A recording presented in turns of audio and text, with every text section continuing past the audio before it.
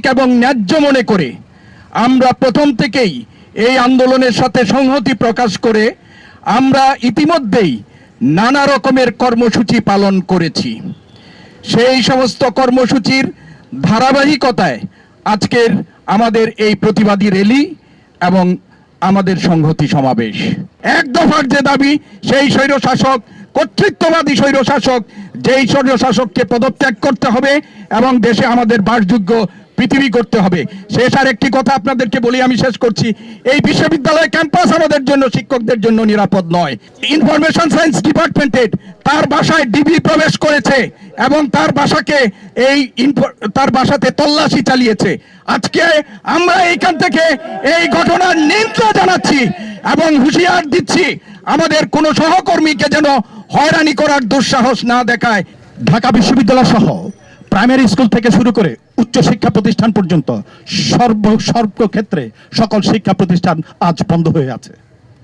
পৃথিবীর ইতিহাসে আমার মনে হয় দ্বিতীয় এরকম কোনো ব্যবস্থা কোনোদিন হয়েছে বলে, কোনো সরকার গ্রহণ করেছে বলে আমার জানা নাই। দেশের সর্বোচ্চ থেকে সর্বনিম্ন পর্যন্ত সকল প্রকারের সকল শিক্ষা প্রতিষ্ঠান বন্ধ করে রাখা হয়েছে। কেন বন্ধ করে রাখা হয়েছে? সরকার বলছে যে ছাত্রছাত্রীদের নিরাপত্তার অজুহাত দিয়ে তারা শিক্ষা প্রতিষ্ঠান বন্ধ করছে। কিন্তু আমরা লক্ষ্য করেছি সরকার নিজেই এবং শিক্ষা প্রতিষ্ঠানে কর্মরত সরকারের যারা ব্যক্তিবর্গ আছেন তারা সম্মিলিতভাবে এদেশের শিক্ষার্থী যারা আছে তাদের জীবনকে বিপন্ন করেছে, তাদেরকে আক্রান্ত করেছে এবং তাদেরকে নিরাপত্তাহীন করেছে। শিক্ষক এবং শিক্ষার্থীদের সবচেয়ে উল্লেখযোগ্য, সবচেয়ে নিরাপদ বাসস্থান হচ্ছে তাদের শিক্ষাঙ্গন, ক্যাম্পাস। সেই ক্যাম্পাস থেকে তাদেরকে বিতাড়িত করে তাদের জীবনকে যেমন বিপন্ন করা হয়েছে, তেমনি তাদের নিরাপত্তা বিঘ্নিত করা হয়েছে।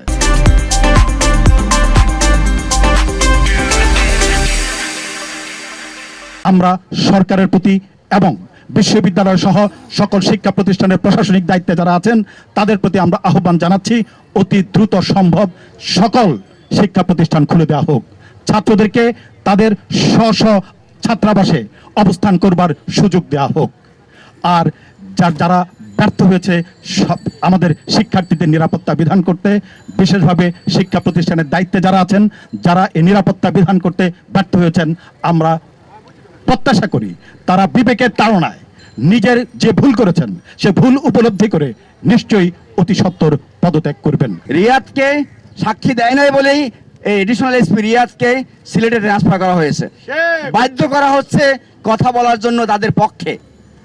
আজকে যদি এই হত্যাকাণ্ড না ঘটতো তাহলে কি ঘটতো বাংলাদেশে? কিছুই হতো না, শান্তিপূর্ণ সমাবেশের মাধ্যমে তাদের দাবি আদায় হতো।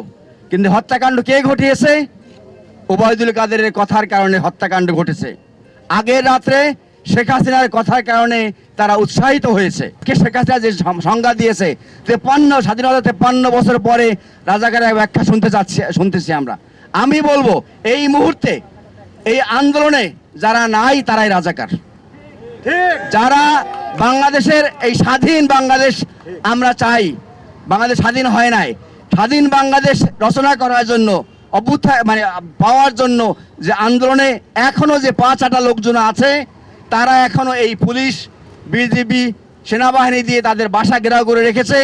তারা শান্তিতে ঘুমাতে পারছে, তারাই রাজাকার। তারা চায় না বাংলাদেশের এই শিশুদের, সন্তানদের তার স্বাধীনভাবে কথা বলুক, তাদের শিক্ষা তারা গ্রহণ করুক, তার স্কুল খুলে দিক, বিশ্ববিদ্যালয় খুলে দিক।